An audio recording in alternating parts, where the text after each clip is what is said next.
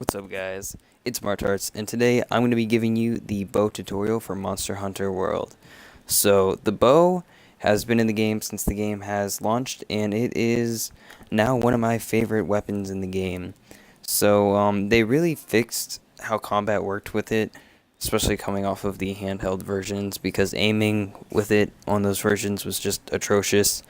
You didn't If you didn't have the Circle Pad Pro or whatever for the 3DS, it was a pain. You had to use like the D-pad and all, but they made it really fun to use in this weapon, and it's actually extremely effective. So I'm going to get right into it. This is the bow.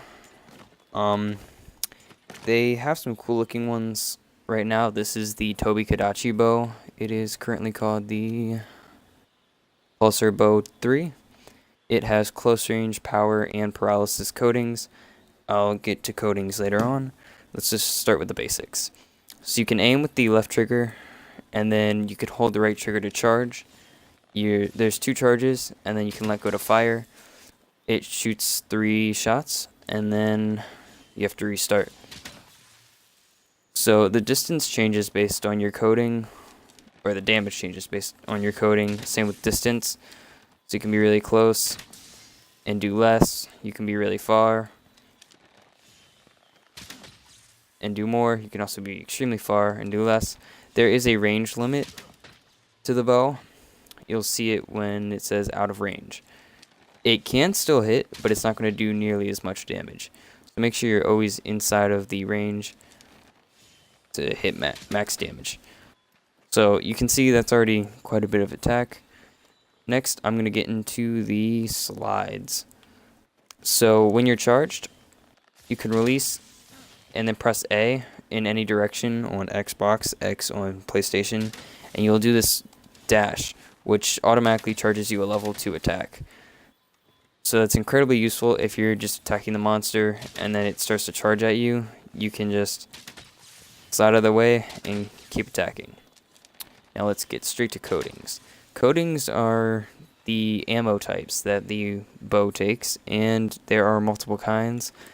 For this bow, again, you have power, close range, and paralysis. There's all kinds of status effect ones and cooler ones altogether. So the power one for me is just going to increase the base power.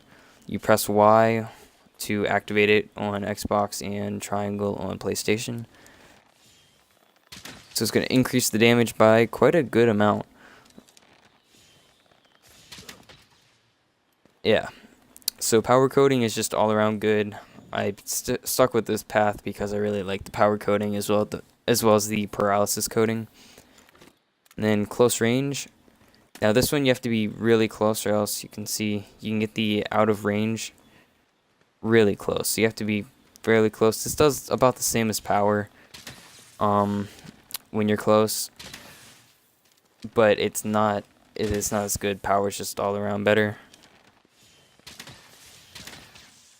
Alright, so the main combo you're going to want to be using is you're going to charge to level 2, let go, and then press B or circle, and you're going to do this secondary fire. And you're going to be able to get quite a bit of damage off. Now you can combo this into your slide.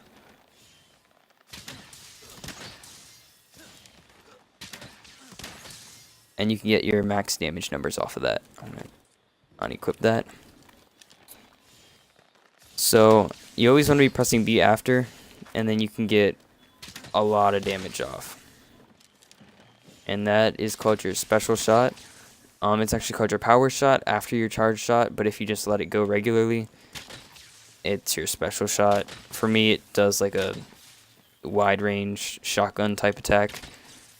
I don't really use this that much. But again, power shot is just right after you fire one, press B, and it'll fire 3 more, and you can get a lot of damage potential off of that. Now let's get on to the arc shot. So once you charge up, you can press B or circle, and you get this arc shot. Now I haven't seen anything else other than this thing yet, but I don't think I've progressed far enough. There might be different kinds of arc shots, but this is really good for knocking out a monster if you can get it on the head. Charge up, let it go, and it does damage over time. So if a monster is stuck, you can knock it out fairly easily. And you can combo this into your power shot and just get a lot of damage off. And finally, I'm going to get into my favorite thing about the bow, the Dragon Piercer. So I'm going to enable the power coating. You should always have power coating on until you run out, and even then you should be working on it. But again, you have your regular shots. And then if you press Y and B or triangle and circle on PlayStation, you do this. Now that missed for some reason. It hits quite a few times and does quite a bit of damage. You're gonna want to do this whenever the monster is asleep or falls down. You can combo it right out of everything else. It basically fits into everything. And what you should be doing is charging up to a level 2 bow shot and then using it, which gives it more power than if you were to just do it regularly. And make sure you're close enough that it'll hit the monster. It's kind of hard to hit this thing since it's so skinny, but most monsters you should be able to get the full damage off.